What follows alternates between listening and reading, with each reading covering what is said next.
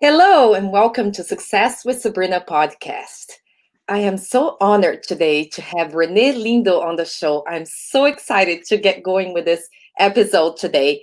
And what I do, and the reason why I was so excited to interview Renée is because she just has a career and a life that she has built for herself that is so congruent with really everything that I do with my clients, most of my clients. And so I help people that have been successful and they know they can be successful again. And I help them to create a business and a career or a professional path that is aligned with their life and their calling.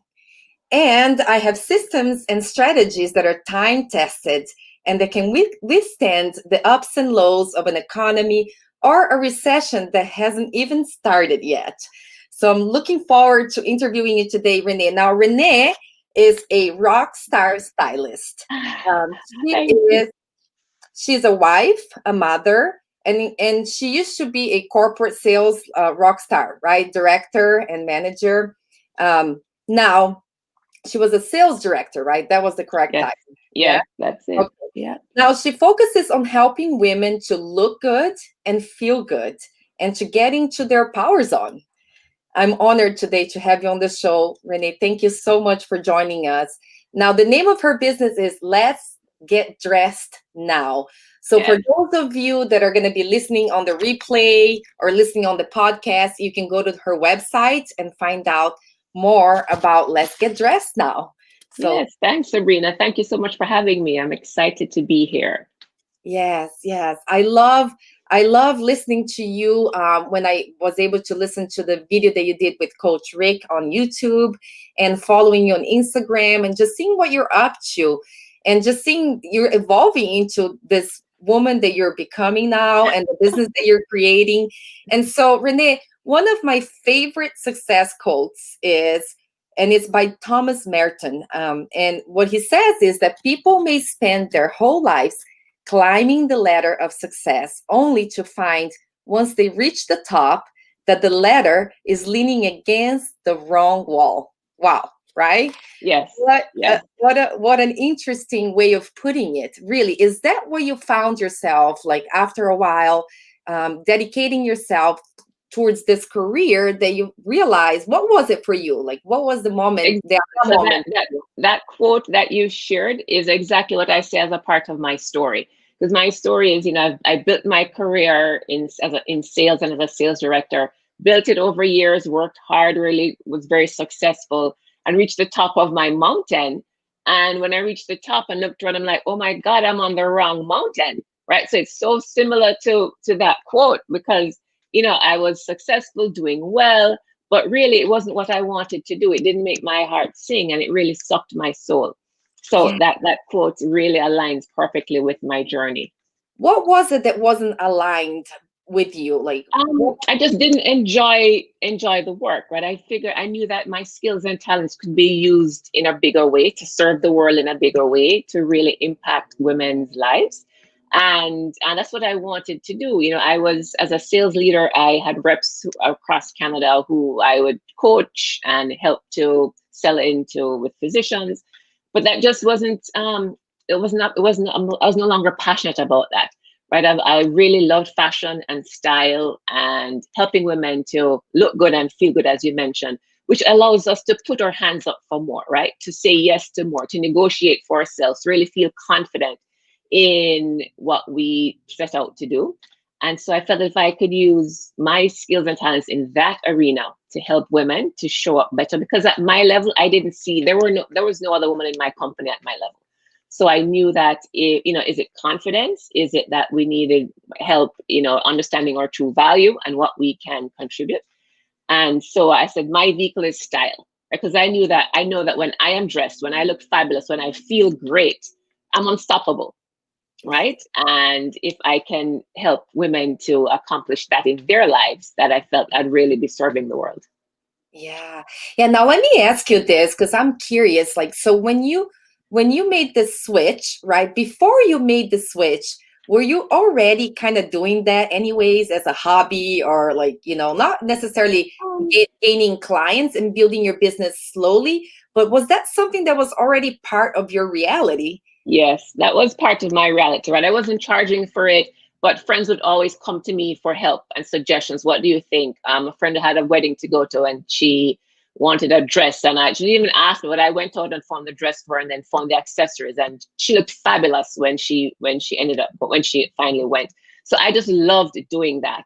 Even in university, I'd help some of my friends get dressed to go out.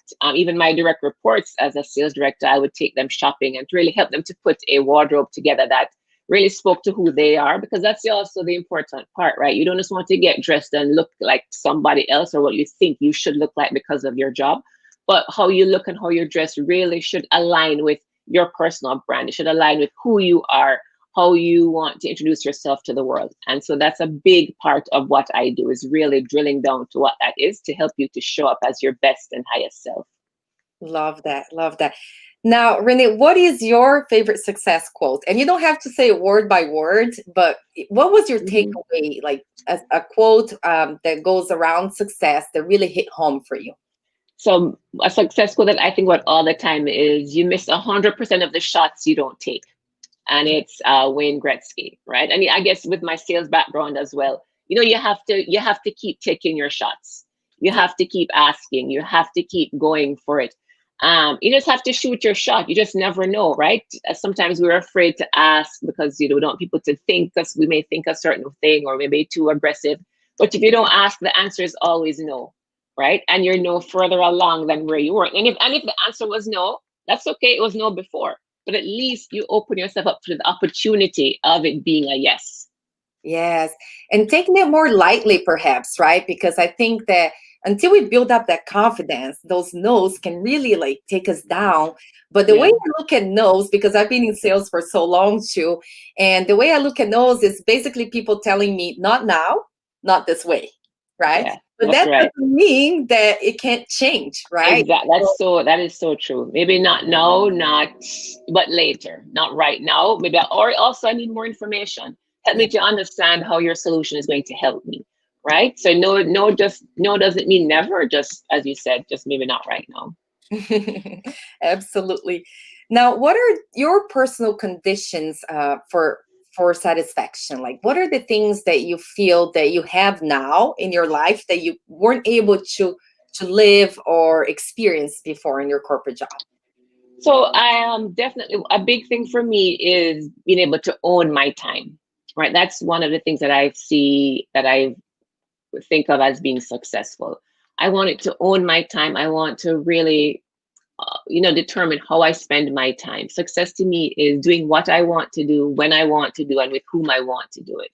All Yes. right. Not having to do something because somebody tells me I have to. Yeah. And, I have children, so I want to be able to spend time with them, create memories with my children. And in my corporate job, it was just so difficult. Like on a Sunday in our house was awful because I was miserable because the next day was work. And I Yeah. didn't want my children to have that as their memory of what mom was. Mom was always miserable. Mom was always arguing. Mom is always yelling, right? So I said, if I wanted to change that, then I had to do something. Uh-huh. And so that's where the shift came And, about. and for our audience, because most of our audience is business owners, and sometimes when we say like, oh, I wanted to own my time and not work so hard, sometimes like they might be grinching right now and thinking like, but we No, work as an hard. entrepreneur, you're working harder. What's the Absolutely. difference though? What's the difference between working hard at a job and working hard as owning your time? Like, what is the difference, especially when it comes to being there for your family? Yeah, the difference for me with owning my time is I can determine when I'm going to work. I can do my blocks, determine when, and fit it around my life. No, it doesn't happen all the time, right? There's still stuff that I'm missing, or I'll miss because I have a big deadline, or I'm working on something, or I have to appear somewhere. But at least it is in my control. When you're with corporate, right, you're on somebody else's clock, you're on somebody else's dime, so you really have to do what they want, travel when they want, spend this amount of time here. Whereas you have more control as a business owner. I'm not saying that means that you're working less and you're working 9 to 3 every day. No, as an entrepreneur, if you're building a business, you eat what you kill, right? So if you're not killing anything, you're not eating. Yes. So you work harder for sure, especially when you're starting out. You are grinding and you are making connections, you're building relationships, you're understanding the business better. So all of those things take time, knowledge, right? And it's you're working hard. I put in 12-hour days, regularly. Yeah, but if you want to be there for the soccer game or whatever Yeah. it is, you're free to do so, right? Yes, right. You balance around, you schedule around. You have more Yeah. flexibility. Absolutely.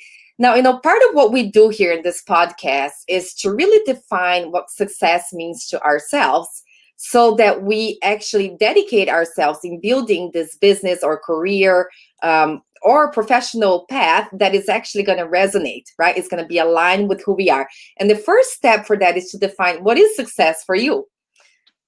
Yeah, so I mentioned it, being able to own my time. Something that I really try to guard off is my weekends. I try not to work on my weekends, but I guess success for me is to be being able to do something that I love, using my skills, background, talents, doing what I love that serves others and helps them to be their best selves. Really, I think that is kind of it in a nutshell. Working in my zone of genius that helps others to be looking to be great Uh-huh. is what I see as my success. What was your life like before you considered yourself successful? Um, Before. So I know success is, we all have our own definitions and different definitions of success. But I guess before I considered myself successful, it was just, you're going to work every day and you're I always felt like you were wanting more. You wanted to be more, you wanted to do more, you wanted to make more money, you wanted to be able to take this trip. Always, there was this yearning for more, I guess is in a nutshell. Has that yearning Mm. stopped or changed a little bit? Well, I guess it's changed a bit because some of those things now I can, I'm not yearning as much. If I want to do things, usually we can. But you're still striving, right? If you're not, because my thing is after you accomplish one goal, what's the next goal, right? That's something that I have to work on. Actually, I don't spend enough time in celebrating my accomplishments. I'm like, okay, it's done. What's next? And and then kind of move on to the next thing. But I guess it has changed. I mean, there's still goals as you reach one goal, you try to move on to something else. Um, but I guess it's different because it's not as like, yeah, I don't feel as deprived. Oh, I don't have this, I don't have that, right? I'm grateful for what I have. I know what I have, and then we can do things that we want now. Yeah. Yeah. Now you say that you can help people to achieve success, right?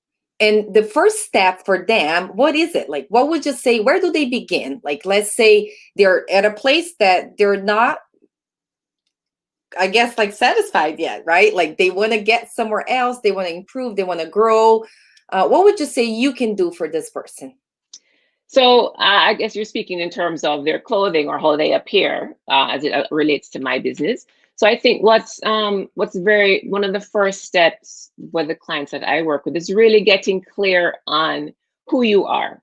How do you want to project yourself to the world? What is it that you want people to know about you? Because remember, how you appear, your image is the first thing that people see. It's the first, people make decisions about us quickly in the first 7 seconds. I'd even say even quicker than that now, but the data says in the first 7 seconds, they decide if you're trustworthy, if you're competent, if they're going to do business with you. So a lot of it has to do with your appearance, right? How you look nonverbal cues are 4 times more impactful than anything you can say or do. So one of the first steps I take with clients is to just help them to get clear on who are they? What are they trying to communicate? How do they want the world to see them?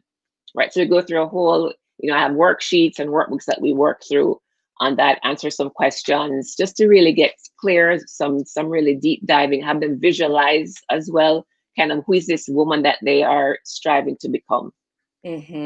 Now, some women, they might be thinking, oh, but I don't want to focus on that because, that's superficial, right? Like, Mm-hmm. at least like I Yeah. went through this phase that I was just like, I've always loved to read and I wanted to, learn.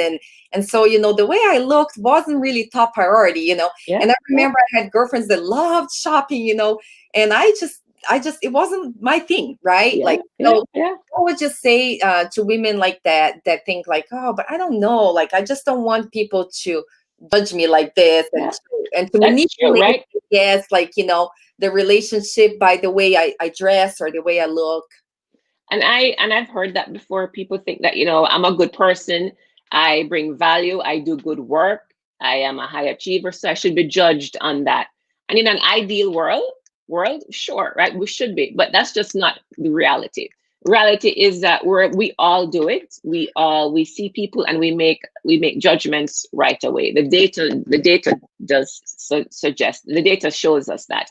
Um, and no matter what part of life we're in, people see you, they see you on the road, they see you anywhere, and they make judgments. Mhm. So it's just, and I'm not saying that you're gonna get dressed up every day in a three-piece suit. All I'm saying is that, you control the narrative, you control what you want to communicate. Your clothing is one of your biggest communication tools, right? As I said, if you think of a product, it's your how you look. This is your packaging, right? When you have products on a shelf and you go to a store, what is attractive? It's the packaging that you see first before you get into the product and are able to enjoy it and see how great it is and how delicious or whatever it is you're looking for. It's the packaging that you notice first. And it's the same thing with how we package ourselves, right? Yeah. And it's our outward appearance.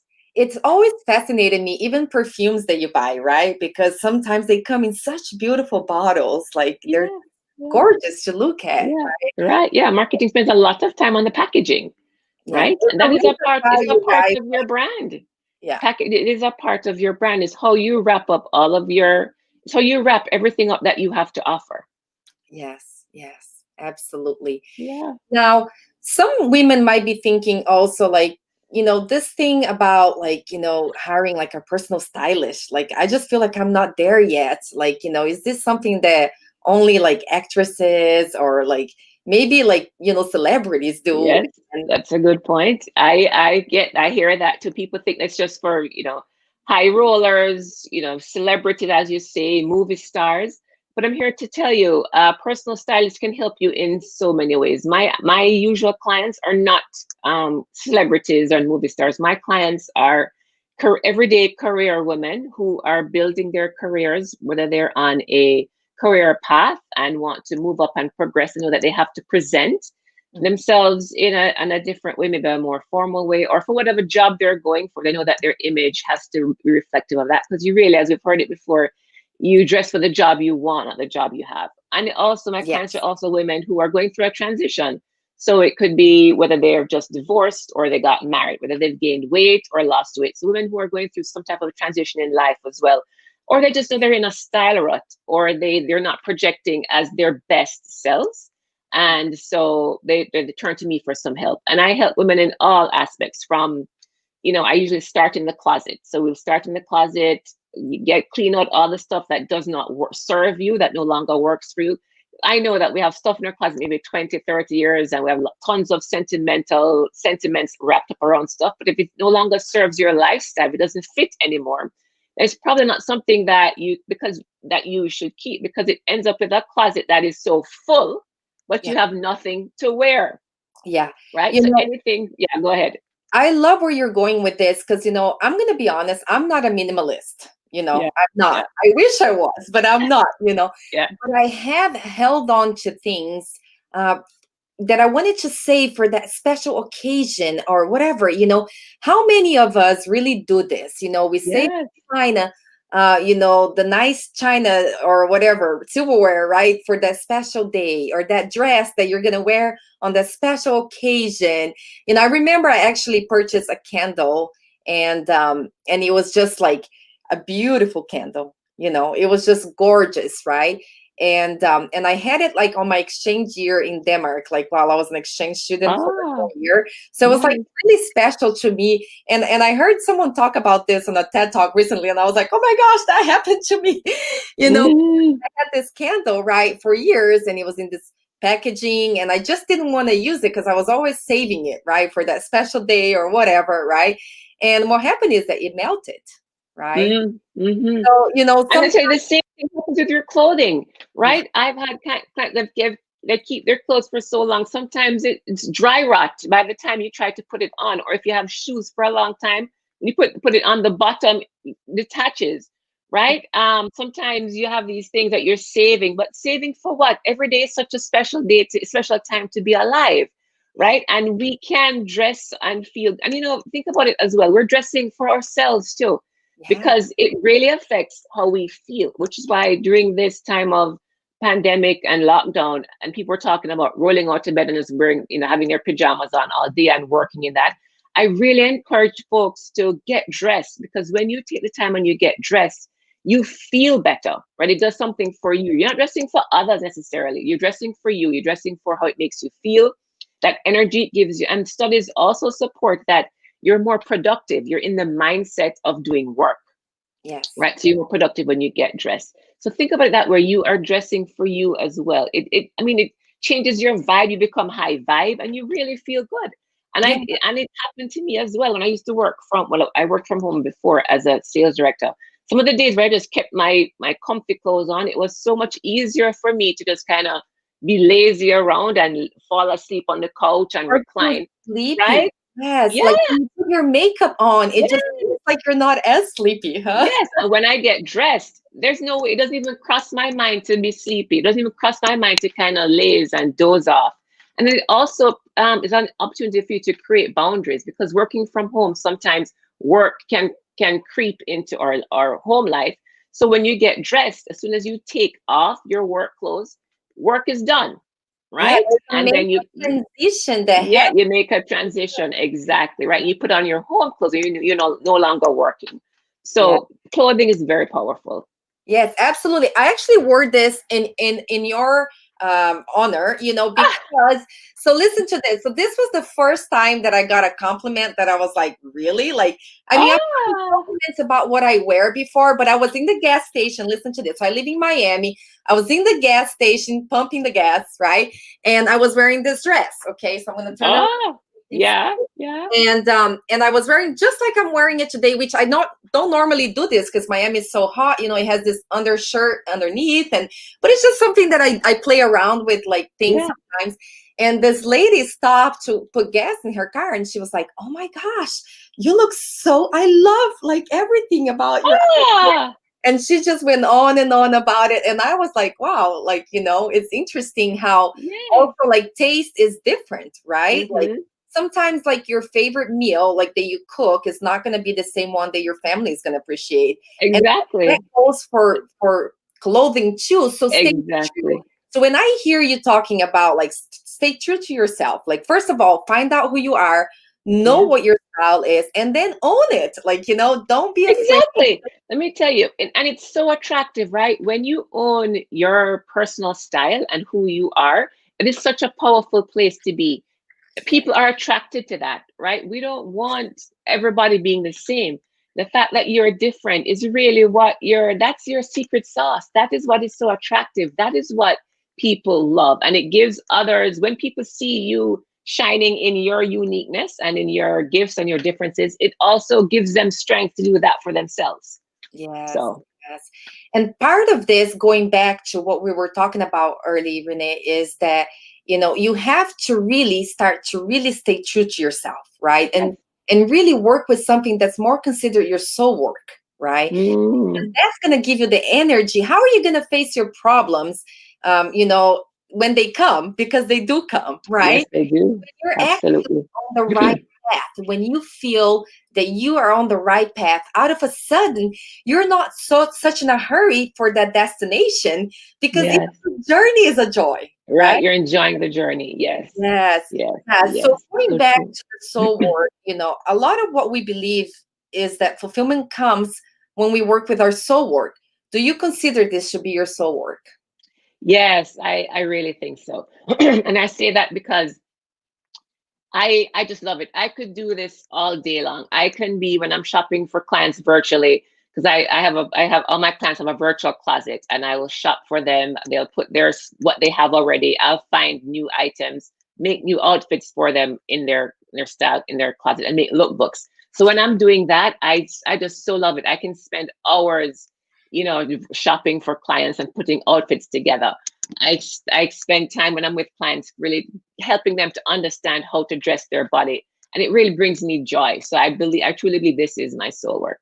I love when I hear that, because I think when we truly do what we love, like we like, sometimes I have my clients like in my morning meditations, where I'm just thinking about them and resonating, Mm, like what is it that it's showing up right now, and it's like such a joyous work that for me, it's like, it's a pleasure to have them in my meditation, right? Like, yes, is, yes, and I yes, hear you saying, like, I spend time, I really customize everything. I really take that yes, client and I look at yes. that client, and, and you create that relationship, right? Yeah, because really, I mean, we are all different, right? Our body shapes are different. Women are different. Even though we have some usual body shapes, we all fit it differently. No woman is a cookie cutter. So we have to be able to understand how to dress our bodies so that we look our best every time that we show up, and Yeah. not try to squeeze ourselves into something we see in a store that may be the trend or the new thing. But if it doesn't work for you, then it's not for you,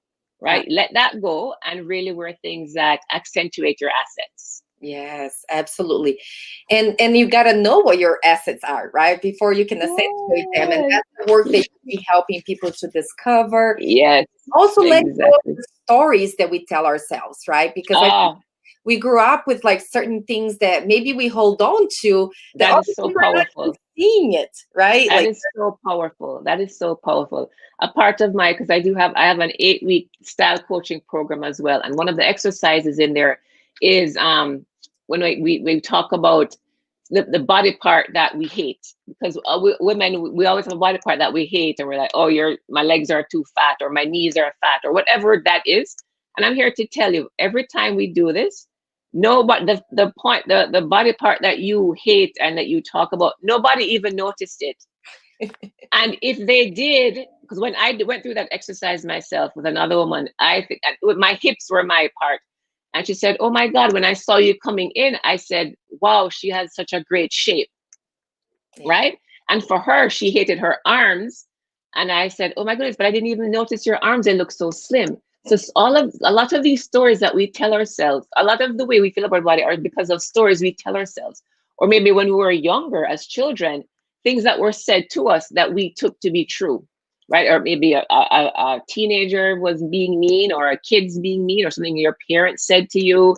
You can't wear this color, or you can't wear it because of X. And then we take that on to be real. And then when you think about it, no, it's not, right? Not at all. But we have bought into these stories. We've made them real, Yeah. right? And so and that makes it so limiting, right? It creates limiting beliefs for what we can do and what we should wear and how we should look. Yeah, you reminded me of this thing that happened. So, my first love, right? Like, he grew up with sisters. It was three sisters and him. And we were so young, I think we were like 9 years old or something, and we're walking to school together because we were neighbors. And I remember he looked at me, and he looked at my legs, and he said, oh, you don't shave your legs. Like, it's so hairy. And I came home crying that day and telling my mom, how come you never told me to shave my legs? And my mom But was like, at nine, you it's know, so funny because we were talking about this recently, and my mom was like, I just wanted you to be a child for a little yeah, longer, like, so she was preserving that, that innocence, right? yeah, He grew up with all the sisters. He probably saw his sister the shaving. shaving, It was a comment exactly. that he made, right? And that just, like, it was like crazy. So sometimes Yeah, we hear things and it just stick to us, right? I call exactly. them, in my coaching program, I call those stickies, things that you just, like, you really cannot let go, and it becomes like something that you carry on. And Mm, memories are actually something that they're really flexible. Like, something that happened a year ago, and your takeaway right now is going to be different if you look at that event 5 years from now, right? yes, So yes, memories are flexible, right? And we rely yes. so much on our memories, and sometimes they really don't serve us. And No. I watch those, documentaries about people that are sharing, like, testimonies and things like that, right? And they were like, yeah, on that day, this happened, and they're so detailed. And I'm thinking, like, what did you have for dinner last night? You know what I'm saying? Like, they don't, we think about it, like, like, Yeah, we don't even remember, right? yeah, yeah. Crazy. Exactly. We talk a Exactly. lot about confidence, and you guys, you all know, you that follow me, you know that I talk so much about that it has to come from within, right? But here's the thing, that level of confidence, it's almost like, the things that we want so much and that we don't have it yet, it's perfect teachers because they keeps us humble and they helps us to connect with a deeper part of us, right? Yeah. So it's Yeah. so like we should be grateful for all of these things that we want so bad, but we don't have it yet because Yes. these are our biggest teachers, right? Yes. Now, Absolutely. things working on our confidence that comes from within is a working process. If you can do something on the outside to give it a little extra help, why not? Right? That's right. That's right. That's how I see it. Right. Yes, yes. So why do you think women struggle with this, like, and why, what is it, that the thing about it that keeps them so like confused and struggling? I think, there could be several answers because of all of our experiences. But I think as women, a lot of times we compare ourselves. We have this comparison thing and we compare ourselves. We're always looking at the Instagram IG reel. And it's really a highlight reel, right? People fail to realize that people only put on social media what they want you to know. They don't put their entire life story, Right. right? And so we compare ourselves, we compare our day one to people's 5 year, right? And think that we're not good enough Yeah. and not as good as. Yeah. And also it could be stories that we've heard that get into our mind and our mindset, stories that people have told us or things that we bought into. And also I think as women, women in our career, a lot of times we feel that we have to check all the boxes, like for a job opening. We feel like we have to check all the boxes for everything that they want in that job description before we even apply. Whereas men, they'll check, I say, oh yeah, they'll see two things that they can do, and they'll say, oh yeah, I can do this, and they'll apply, Yeah. Yeah. right? So it's really our mindset, and for us to really own the fact that we have value Yeah. and what is our value, and being able to say, hey, I'm worth this. I'm going to put my hand up for that project. And it's difficult, right? Because as you say, confidence is something that is built over time, right? And my thing is, I really see confidence as two-pronged, in terms of you have to believe. So it's internal. Something you have to believe or know that you can do whatever that action is or that task or what have you. And then the second part is action. You have to take action on whatever it is, even if it's not perfect, but it is at least a first step.